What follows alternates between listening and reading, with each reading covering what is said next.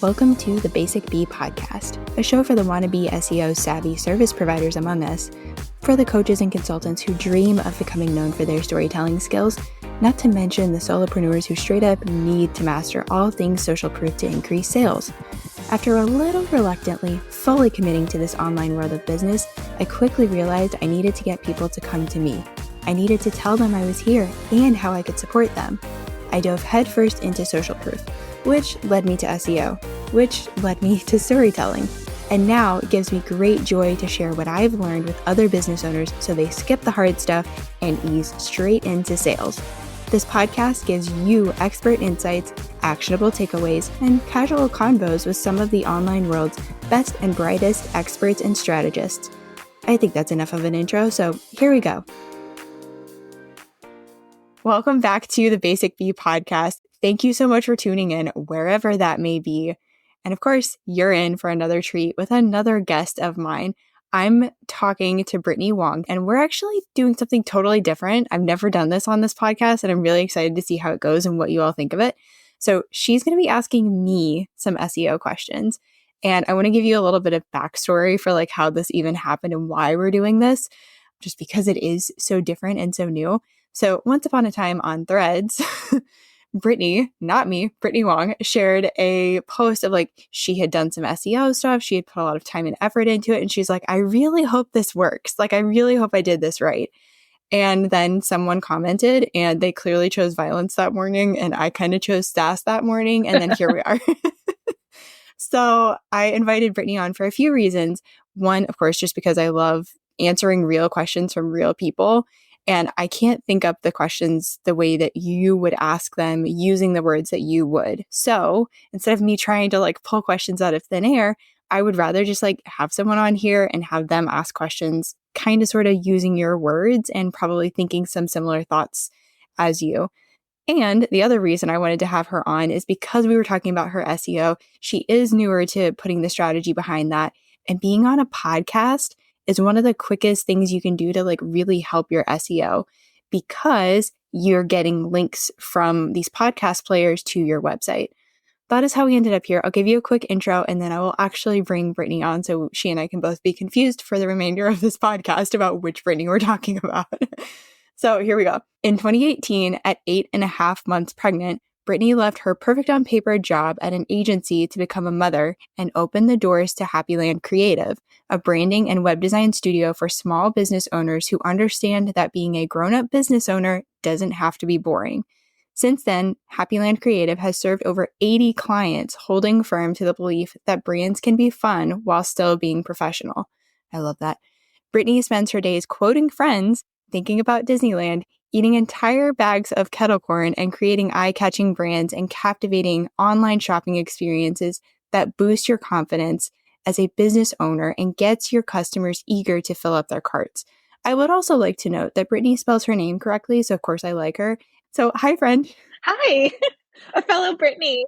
Yeah, I know, right? Thanks so much for sitting patiently while I got all of that out. Oh my gosh, I love it. It's so funny to hear your bio read back to you. I'm like, oh, that sounds pretty good. Okay, I like it. I recorded with someone last week and they said the same thing. And I'm like, yeah, it's just so nice. It's like, oh, that person sounds pretty cool. Like, how can I meet them? She knows what she's doing. All right. Oh my gosh. Okay, so we're going to get into your questions. But before we do, I'm going to ask you the same question I ask everyone. There is no wrong answer. I just would love to have your thoughts.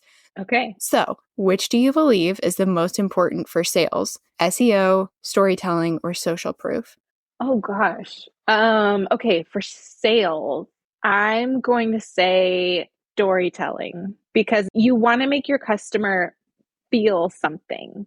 So SEO is going to help you show up in front of your customer. Social proof, some of the people really do read reviews, but I'm going to pretend like I'm a psychologist here for a second. I'm not, but I know a thing or two about consumer psychology, and people already have made up their mind if they're going to buy from you in a split second. The reviews aren't going to convince them to buy from you if they already are feeling a certain way about your business or your brand. So I think storytelling is the thing that's going to make you sales because that's what's going to make them feel something. They're going to be able to picture whatever this product is that you sell. They'll be able to picture that in their life. It kind of romanticizes their life a little bit. And that's what we all want, is to be living in a movie. So that's my answer. I love that. I'm giggling because I'm like, yeah, I really do. Where can I sign up for that? Right? I love that video. I've seen it like go on the internet sometimes of somebody's like filming this woman from like I don't know, they're up on like the fourth or fifth story. And like she's like dancing and she's wearing this like yellow skirt. And oh my gosh, it's so fun. And you just know that she's got her playlist going. And like that's her walking through the city playlist or whatever. No kidding. Oh my gosh, I love that. So, brava, well done. Thank you. Now it's my turn to sit over here and I guess get asked some questions. Okay, great. Because I don't know anything about SEO. And you're right. When I did post that thing on Threads that was like, hope I don't mess this up, that person was like, I don't remember what they said, but it was something like, well, you probably did if you did it this way, or like, I hope you didn't do it this way. I don't remember, but Yeah, they said something about specifically keyword research and yeah, using keywords and like doing keyword research wrong. And I yeah. was like, I remember coming to your DMs on Instagram and I was like, I really hope that wasn't like too sassy, but also like, you're good. Because SEO, it's kind of making educated guesses. Like it's a Mm-hmm. hypothesis and we're testing it. We're taking in some good information and hoping that we put out good stuff. But like, you really can't mess up keyword research that badly. That's really comforting because it feels that way. Like when you're trying to research how to do SEO or whatever, it feels like either it should be like so simple, like I can't believe you even have to ask how to do this, or so complicated that you need like a PhD in it. Mhm. So I was really comforted when you DM'd me and you're like, you're fine. It's fine. Yeah, and thank you. I'm glad that that came across that way because I was just like, I got into SEO because I wanted to show myself that I didn't have to have a PhD, that it didn't have to be complicated or expensive. And so now I'm like on the other side of it, having at least a decent amount of knowledge about it. And I just want to let other people know that, like, hey, it's not super complicated.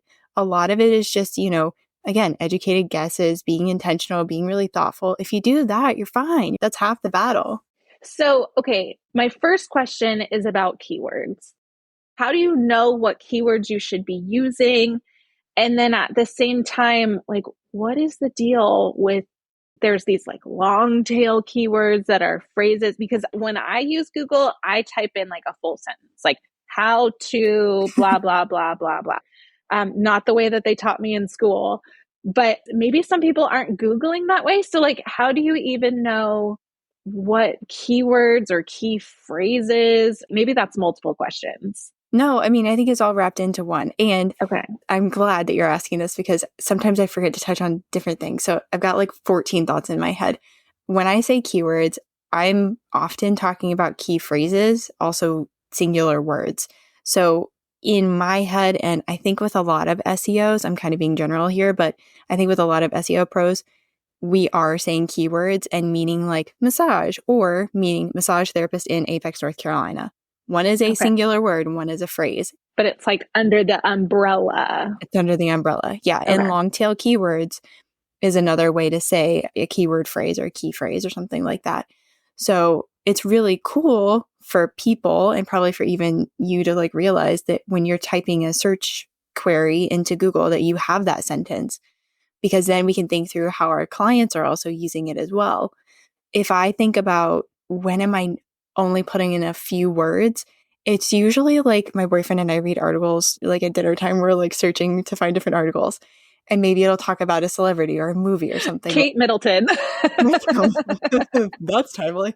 So, but maybe that's when I'm typing in a person's name or a movie name or a song name or something like that. Other than that, I really can't truthfully think of a time where I'm just typing in one word. Mm-hmm. I might be looking for, like, I'm still relatively new to the state of Connecticut. I've been here like a year and a half, but like, I'm going to need to find like medical professionals.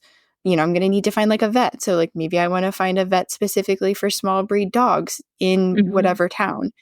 I feel like I'm getting like way too in the weeds here, but like thinking through your search behavior really helps you to also think through your client's search behavior.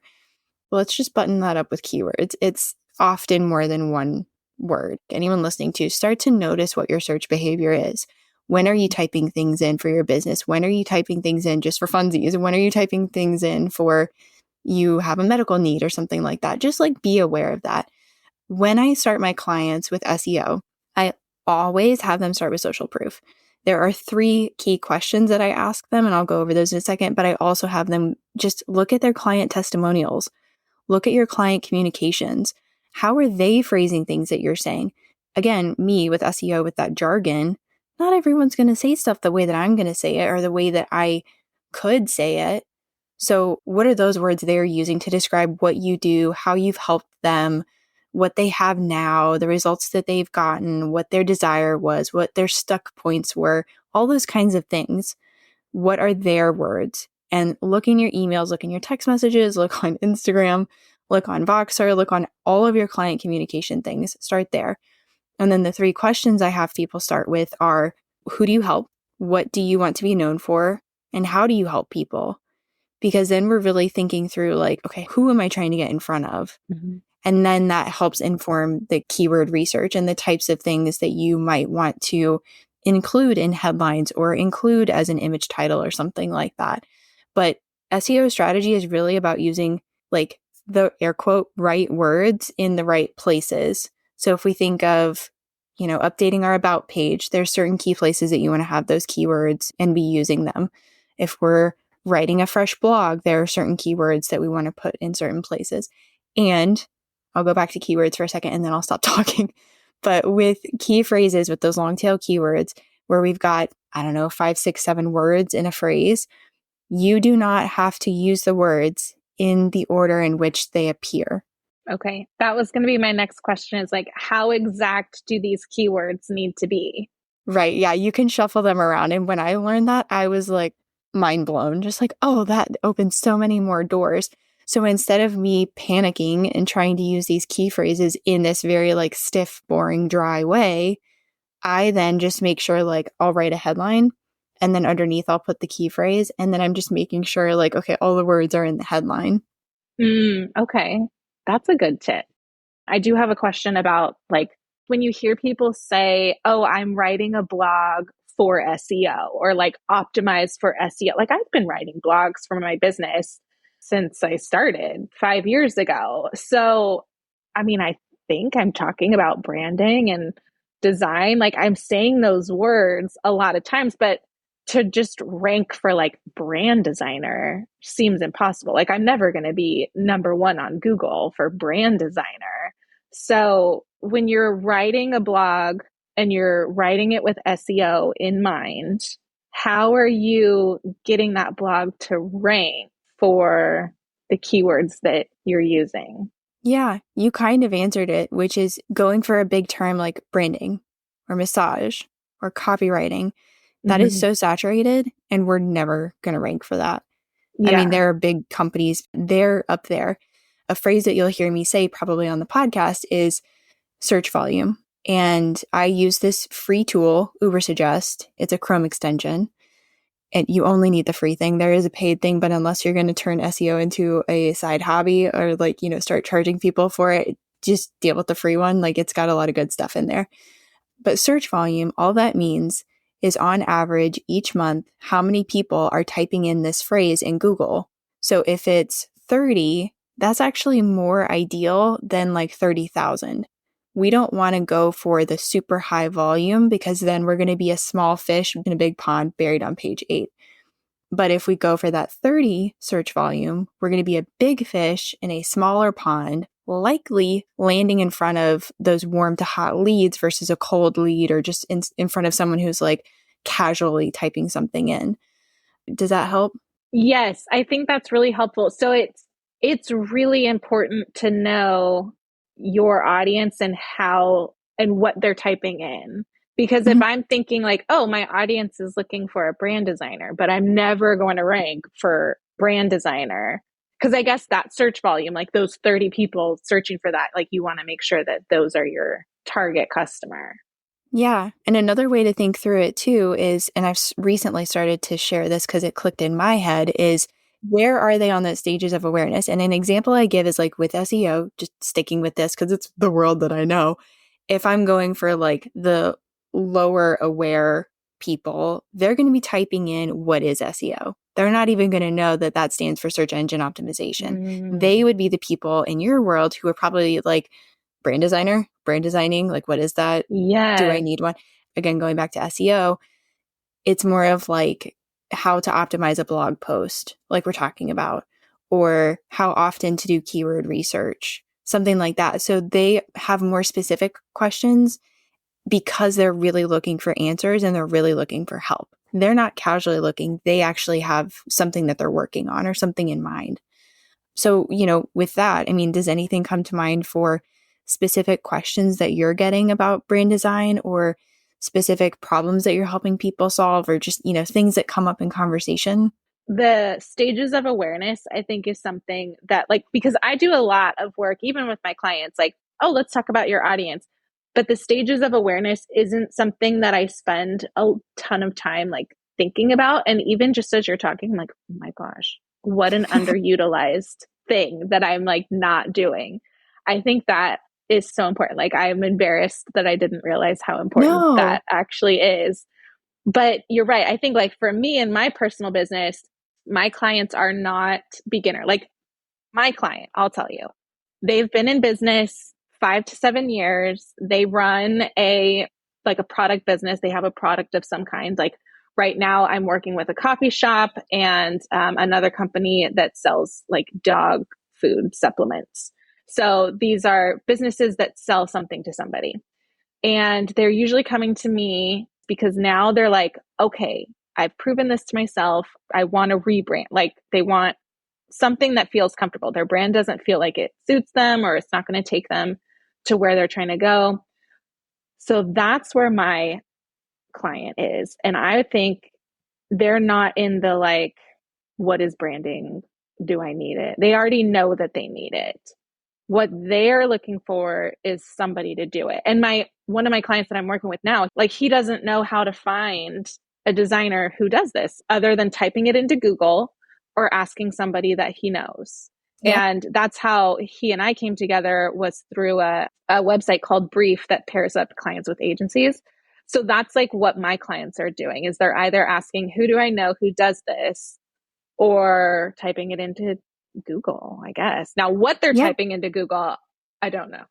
But And that's always a fun thing to ask, like, especially when I really started diving into SEO, I was like, what are you typing in? Do you remember? And I would try to grab that usually like earlier on. So they filled out an intake form or something like that, or we get on a call and I will even just, I still try to do this, but I will even just say like, do you remember what you were typing in? Do you remember like what questions you were asking your friends and how you ended up getting to this? Because same thing, I actually just had someone last week, a friend of mine who was like, who knows a Squarespace designer? And like, they have a very like niche, it's like astrology and most people would be like, oh, this is like woo woo. yeah, So like that kind of like soul led kind woo of woo designer into Google. right. And that's like, what do you do? So of course her first thing was like, let me just ask the people that I know and trust who they would recommend. And like, this is my site platform that I have, and this is the type of business that I have. So it's not just, I want a brand designer or I want a website designer or I want a copywriter. It's like, I want someone who works with me, who gets me, who understands me. And all of us have that. That's so good. Yeah, because I wouldn't think, oh, woo woo is a keyword. But like it like, I They guess you're might be. right. Like, it might be. Somebody might be typing that in. That's really interesting. I never thought about Yeah. that. And I think that is something, like, even from a branding perspective, I'm always telling people that, like, well, why don't you ask your customers, or why don't, like, Yeah. I don't know why it's so nerve-wracking to just ask them. Like, they're buying from you, like, they obviously like your business, so we could just ask them, like, get over our social anxiety and just like send a little email like, hey. Yeah, and I'm like the weirdo because I will feel awkward about it and ask anyway. Even coming to you with the DM after the whole threads thing, I was like, this might be weird, this might be overkill, but I'm going to send the message anyway. And look, it's like great. And now we're Right? like internet besties. I love it. We are. We're over on threads. I freaking love threads. I'm having a lot of fun over there. It's so great. But yeah, so you just never know. But I do feel like even you asking that question, I'm like, I think we don't want to feel like amateurs. And I think we don't Yes. want to make our clients doubt their investment with us and their working with us. And so I think that's really why, at the heart of it, why we don't feel as comfortable to go and ask them, because we just don't want to plant any seed of like, oh, she's asking me this. I shouldn't have hired her for this thing. Yeah, she doesn't know what she's doing. That's a Right. really good point. Yeah. I did have one client that I've never had this happen in my like 5 years of business, but it happened to me last year where something happened and it shook her confidence and she ended up canceling her entire project with me. And I do have like a little like PTSD Yeah. around that now, like asking people a question or planting any kind of seed that could make them doubt, like, oh, she doesn't know what she's doing, or Right. this isn't her area of expertise, which like we can't be experts in everything. No. Like that's crazy that we put that on ourselves. Yeah. But it's Anyways, also a very, very normal thing, especially for entrepreneurs. So I would yeah. say, understanding that that has been an experience for you kind of recently, when I've had something like that happen, the only way that I can shake it is by like going out and trying again and then building up the Yeah. muscle memory that's like, oh, that's not the only scenario that happens. Sometimes people actually do respond. So you could always couch it as, hey, I'm in this program and I'm doing some like market research and they've got us in this like section of the program. I've actually done that quite a few times because the programs that I tend to join do have like this very robust voice of customer Mm-hmm. section. So if I'm ever like, I don't know if I should ask or not, I usually couch it like that. So you could take that if Mm-hmm. you want or leave it if you don't. I think you're right. Like you just have to get up and dust yourself off and try again. And even like I'm thinking of big brands, like I get hundreds of marketing emails every day. And like there are big brands that send out customer surveys and like I get it, like I'm thinking of Old Navy. They send it to me probably like once a year that's like, "Oh, vote on our next whatever, like these designs that they're thinking about selling." I just did one from Disney because I thought maybe they would give me a discount if I did Right? their survey.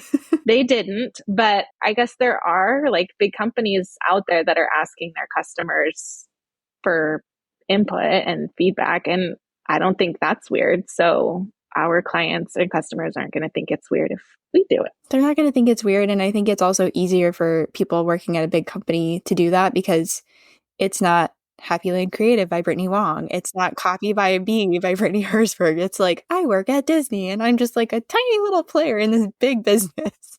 Right? No, that makes sense. Okay, so last question about keywords.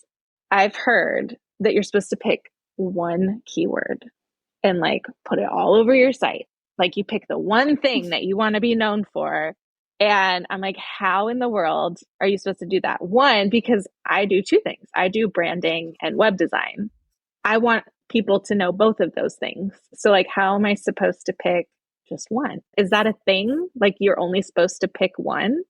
Yeah, it's a total myth. Don't do that because if you end up picking one word and you put branding and that's like the thing that you're trying to put on every single web page, one, it's not going to work because you're going to have to use other words anyway, whether that's a blog topic Mm-hmm. that you're writing about or your about page or your services page or something like that. At some point, you're going to say branding services or branding strategy or like there's going to be other words that are going to be tacked onto that. Also, if you were to pick one keyword or key phrase or long tail keyword and try to write 5 blogs about that or try to have that be what your about page and your services and your contact and all these pages are trying to rank for, basically, it's not a good strategy because really every single page, whether it's a web page or a blog post, that's another opportunity for you to rank for something. Okay. So that's another time that you could end up in a different search for whatever that client is looking for. So the main lesson here is no, you don't want to just have one word for every single page on your website. You really want to have a variety that you're trying to rank for, a topic for a blog post, a main thing that you're saying over on your about page, a big idea for your services page. Does that make sense? I think so. It seems like it's just another example of not putting all your eggs in one basket. Mm-hmm. Because my blog is going to always be pretty similar. It's going to be branding, web Mm-hmm. design, packaging, whatever. It's never going to be branding, web design, horse training, and homesteading. Like it's never going to be those things. Like it's always going to be kind of related. So, yeah, even if I'm not picking one keyword, I'm not trying to rank for like these random bizarre things. Like it seems like they're always like words that are going to kind of go together anyways.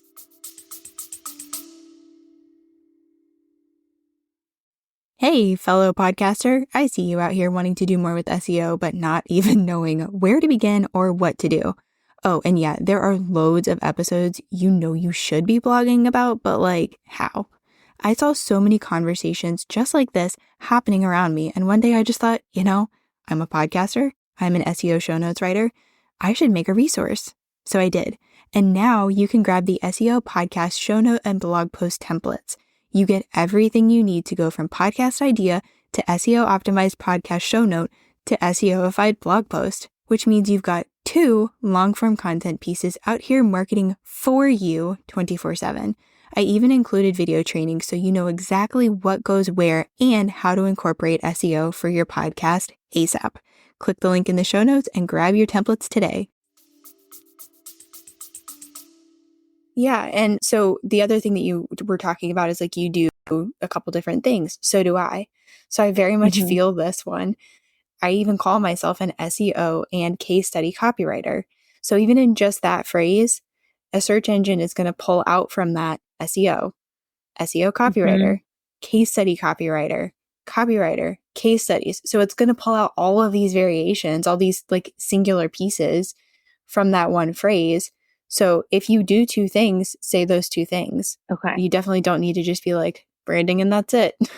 I don't need to be like copywriting. That's it.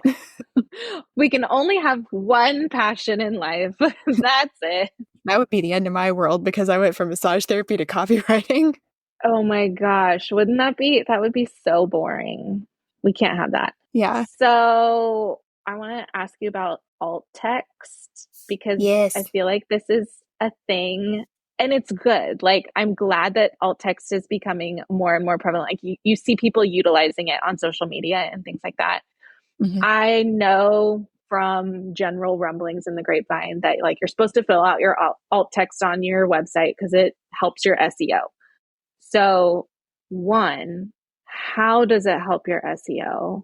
And 2, I've heard mixed ways of how you're supposed to utilize your alt text. Like some people say the alt text is for people who use screen readers. So you need to type in an exact description of the image. Like if it's a girl holding a cat in a grassy field, that's what you would type in. I've also heard other people say, and I should note that I've heard them say this in like a YouTube series of teaching about SEO, that you should type in keywords into your alt text. So it would be like, whatever, branding and web design studio. So what is the truth and how do you use alt text? I'm definitely going to need to link to Erin Perkins' podcast when I have her on the show too. She is a blind deaf entrepreneur and I talked with her. She really helped me with alt text to figure out what I needed to do with it. And shout out to my friend Robbie as well, who's a blind web designer.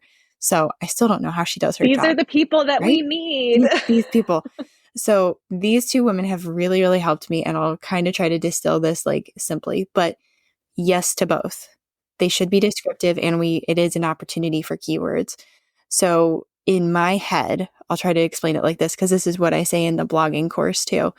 But in my head, there's kind of 2 types of images. You have like the images where it's like a lifestyle photo or headshots of us or something like that. And then you have like graphics and screenshots. So images, you definitely want to be describing the image.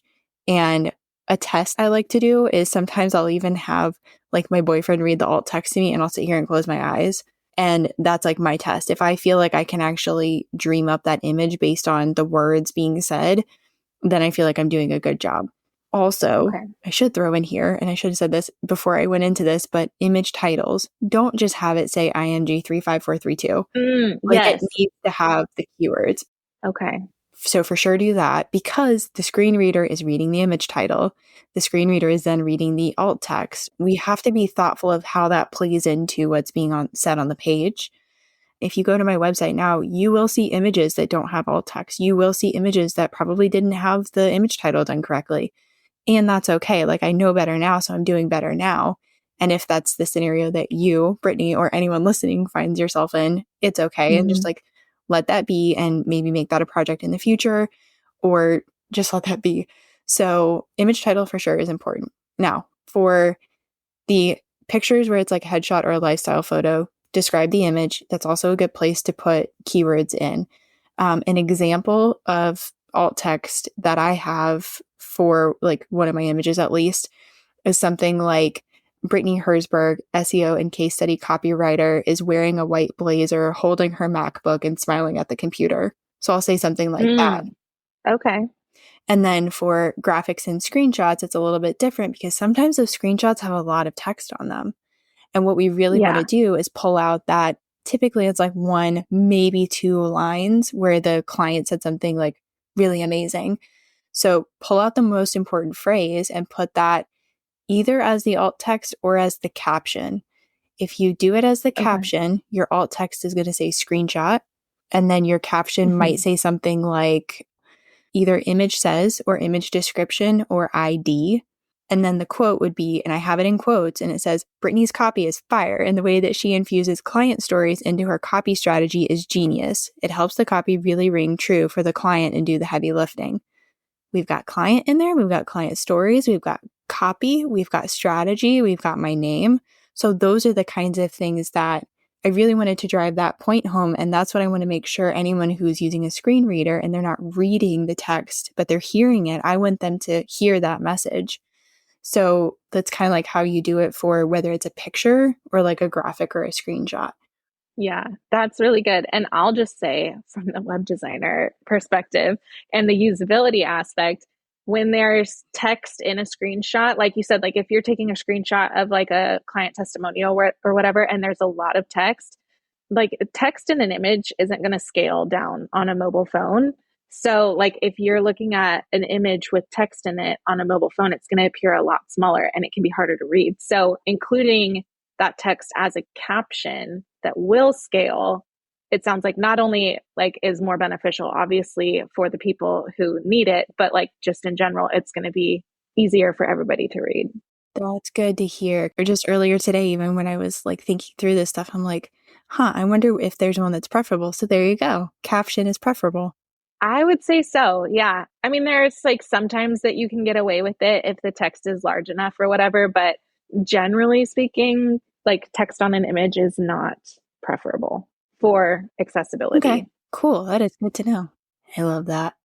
If you change your copy on your website, does that mess up your SEO? So like, let's say you're ranking for whatever your keyword is, but then you want to like add in a new keyword, or you want just to freshen up your website. Is your SEO going to tank? Are you going to stop ranking for that? Or does it depend on how you go about doing it? There's probably a bunch of different scenarios for this and probably a bunch of different answers. But like if we're thinking of the hero section and if we're thinking of changing the copy, in my mind, that would show up if we're doing a rebrand and probably there's a bigger overhaul happening on a website.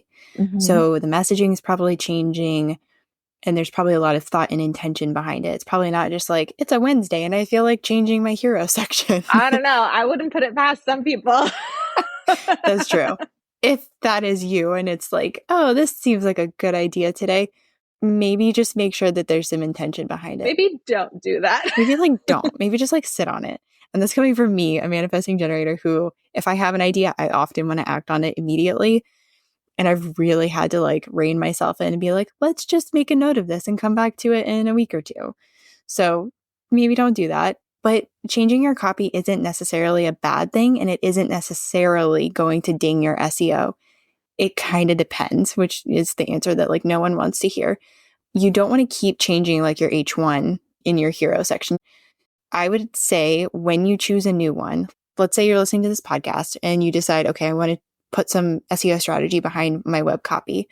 Cool. You do some keyword research and maybe like in a few days you have a new H1 that you want to use.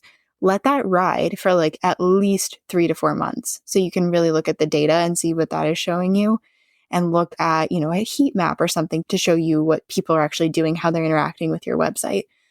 definitely don't go through and change things like 10 times a year and just like constantly be switching things up. But I will also say something that I do encourage people to do is to go back and optimize your blogs or go back and optimize web pages or things like that. And by optimize, I mean, if you don't have an SEO strategy in place right now and you want to go do that, go do that. If you have some messaging that you've tightened up and you want to have a more accurate representation of your messaging on your services page, go do that. That's good and that's okay. You know, if we're talking blogs, you can go back and make sure that you're linking between blogs, that you're linking between blogs and your other web pages. That's super smart. That's really necessary.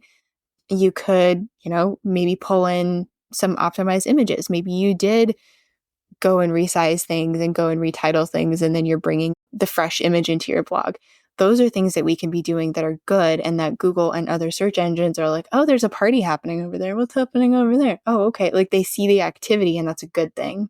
Does it make the search engines notice your website more if you're like updating things? Mm-hmm.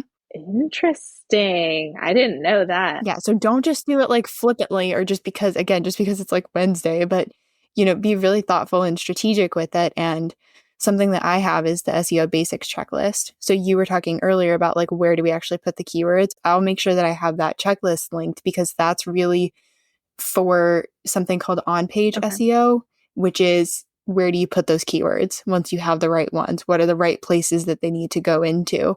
So that walks you completely through it. And that is definitely something that like, as you have this new SEO strategy or this updated SEO strategy and you're going and plugging those things in, that's a good thing. Yeah, that's really interesting. Because I was going to ask you about like, if you have content written, can you just like go back in and, I don't know, zhuzh it up to make it more SEO optimized? So it sounds like, yes, you can. Yes. Okay. And then on Threads, I saw somebody, couldn't tell you who it was. I need to be better about paying attention to names, but I'm just like, I'm scrolling on Threads. I got to see it all. So somebody posted, they were like an SEO person. So this was like a screenshot of their client that they're working with. Mm-hmm. And it was the analytics for this person's website. And, you know, you see like the chart, like the whatever graph is kind of low. And then they marked out a line where this person had like done their freebie or something like that. And they got like a little tiny bump in their traffic or their whatever. Mm-hmm. And then it kind of went back down again, but they were still much higher than when they started. And then it dipped back down a little bit and kind of stayed steady. And then they hired this person to do their SEO and it like, like shot up off the charts. So what is the difference? Like, obviously this client saw some results DIYing it themselves because there was a big jump like from where they started to where they were. But then when they hired that SEO expert, it like shot through the roof. I mean, maybe you can't spill, maybe it's a trade secret, but like, what's the difference? What's the magic? What's going on? What's going on? Do you remember what the freebie was? No, I don't think she said what the freebie was. Okay. I was just curious about that. I think the biggest difference between like DIYing it and then having support is the having support. Okay. You know, when I first started redoing my SEO, the first thing I did was the SEO title and the meta description. And those are the two pieces that when you go and you type your, you know, whole sentence on Google and then the search results page pops up, the blue hyperlinked text is your SEO title and the meta description is the gray 1 to 2 sentences underneath. So those two pieces, I was like, oh, I really need to make sure that those are out there on the internet saying the right things so that people want to click on it and know what they can expect when they click on the page. So that's where I started. But SEO, there's 3 things that you really want to pay attention to. You want to focus on finding and fixing any errors like broken pages or broken links or pages that are doing like the 404 thing. And then you want to be creating content strategically, smartly. Again, like we were talking about earlier, like what blogs are we going to share? Well, we need to go think through that awareness journey. And that is one thing with blogging that someone can really help you with, because if you're one person, maybe you're cranking out 1 blog a month if you're lucky. If you have an agency helping you, you could have 8 to 10 blogs a month going out if you've got like a whole support system. So that really greatly impacts things. And then the third piece is getting backlinks. So that's doing something like this where you're coming on a podcast And you don't get just one link from my podcast to your website. You get like 10. Oh. And this is something I didn't even realize, but you've got all those multiple podcast players pointing with those links to your website, to your Instagram, to your freebie, whatever you have the links going to. That's happening. And then another way you could do this is if you guest blog or if you answer, respond to like a Haro article request or something like that, they're often then going to link to your website too. So anytime that you can be doing things like that or going live with someone on YouTube and having them link to your website.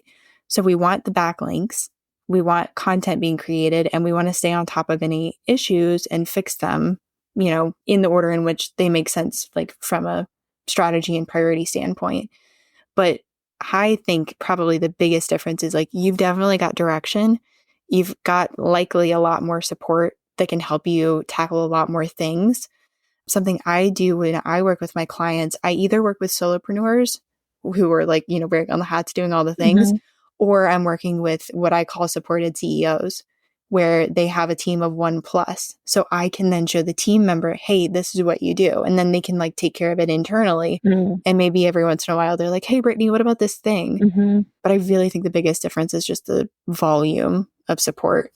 That makes sense because as we've been talking, it seems like SEO is not like a thing that you do like one time. It seems kind of like a tedious, ongoing, like it's in all the nooks and crannies where you forgot to look. Yeah. And things are always changing. And like, that's not to say that to scare anybody, because I'll be honest, I'm not the person that stays the most up to date on all the SEO things. I'm busy working on my client stuff or recording podcast interviews.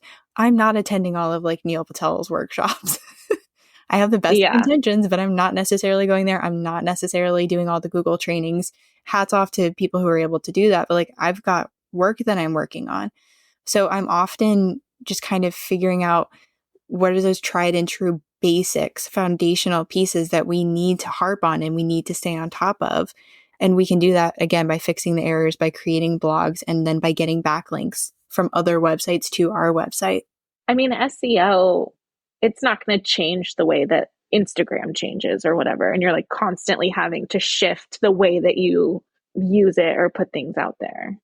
I don't think so personally, but there are people who disagree with me. There are people who are like, voice search is changing stuff and this is changing stuff and AI, and like, good Lord, everybody under the sun is like, AI this. Yeah, those people are on Threads too. They really are.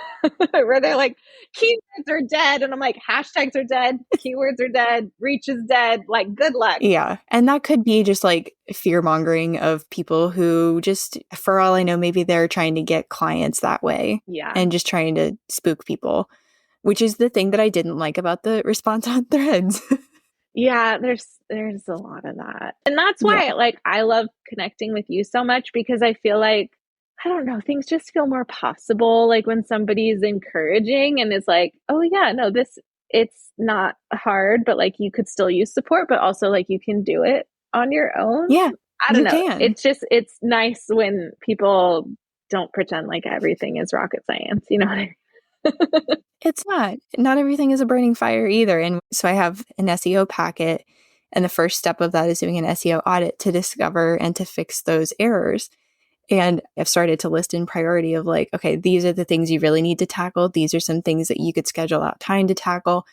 Pretty much everyone that's come through the doors, it's like, nothing is a burning fire here. These are some opportunities, but like, you don't need to freak out. Yeah. Like when you start making, I don't even know what to call it, but like SEO changes, like you're trying harder. When you start trying harder, when do you start to see the fruits of that labor? Industry standard, it's like 3 to 6 months. 3 to 4 months is possible if you're doing a lot of things. So for example, if you are cranking out 8 to 10 blogs a month, you're probably going to see some changes quicker than someone else. It really depends on the person and the business and what that backstory already is. Have they already worked with some other like SEO pro, maybe like 5 years ago, and then they kind of dropped the ball and now they're like, all right, I need to do this again. Are they running ads? Do they have a lot of content out there already? There's just like so many factors, so many variables. And that's why you'll hear people say like 3 to 6 months. So I'm actually really curious to see what my SEO does because I have not created blog content in a very long time. And with having this podcast, I've been much more intentional with it. And just last week, I think it was last week where I posted on Threads and I was like, I just posted 13 blog posts. It took 2 hours because I had been really smart and strategic with like the templates and stuff. But it still took a lot of time for me to like make sure everything was in the right place and get all the things like send the link off to Google Search Console and make sure everything was findable. And I'm really curious though, because I think that means I have a total of 21 blog posts that went live at least in the last 2 months, which is like stupid. Like it's insane. That's a lot. Yeah. Mm-hmm. Okay, wait, you just said something. You sent the link to Google Search Yeah. Console to do that every time. Yes. So you definitely want to do that whenever you have a fresh blog post or you update your about page or you go back and you optimize a blog post. And it's really simple. And I have a link for a video. It's like a 2-minute tutorial. I'll make sure to give that to you when we're done. So it's super simple. And I used to avoid this because one, I didn't even know that I needed to do it. And then once I heard about it, I was like, I don't have the time to do this. It is literally copy your new blog post link, go over to Google Search Console, make sure you're signed into your account, type that link into a search bar, and then request indexing. And that makes your blog more findable faster. Oh my gosh, like my mouth is gaping open Right? because I had no idea. Like, so if you don't do that, like you're not, Google just doesn't know that you did something. So it finds it. It just usually takes a bit longer. And I even noticed like some of my pages were ranking, but it just increases your chances and speeds the process up a little bit faster. Oh my gosh, that's the secret. I asked what the magic is. That was it right there. I had no clue that's what you're And supposed to scene. do. Here I am like, I have Google Analytics. I also have Google Search Console because people told me I need it, but I'm like, I don't know what to do with it. That's what you do with it. That's what you do with it. That's one of the things. And that's really like the big thing I do. There's also something called submitting your sitemap, which again sounds complicated and also was like super simple. You just have to know like the things to type in. Let me make a note to myself to record that video. I know. I'm like, I know for my job, I should know more about sitemaps, but alas, here we are admitting that we don't know everything. So. We don't know everything. Like, spoiler, you don't have to know everything. And there's parts of SEO that I just have zero interest in learning about. Like, I don't want to go and do like the super technical stuff. I like the words. I like the messaging. I like optimizing individual pages. So I'm going to stay here because that's also something I can very easily teach other service providers. This has been like so helpful. But to wrap things up, I definitely want to let people know where they can connect with you. So like if you have free resources or, you know, contact info or anything, share all the things. So I am in the midst of a reckoning with social media, but you can always find me at my website, happylandcreative.com, on Threads now. I am on Instagram. I'll probably always be on Instagram. I love it. I hate it. Whatever. But I'm there. But like I said, you can always find me at my website, happylandcreative.com. And I just launched a new freebie because my email list, I'm thinking I'm going to love more than social media. So this new freebie is leveraging your brand as a money-making tool, because I feel like most business owners, they think their brand is just about, oh, it just needs to look pretty. I don't need to spend a lot of money on it because it's not worth anything besides looking pretty. But the truth is that your brand is actually a business tool. And when you use it properly, it can help you make more money. And so this is a 4-part video workshop that will just get delivered in your inbox.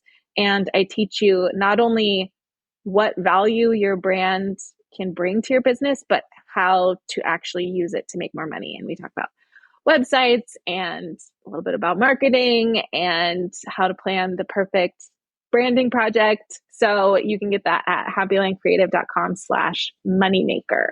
Ooh, I like that so much. Yeah, I'm really excited. I have another freebie, the mother of all marketing calendars, and I've had that one for a couple of years now. It's popular. People love it.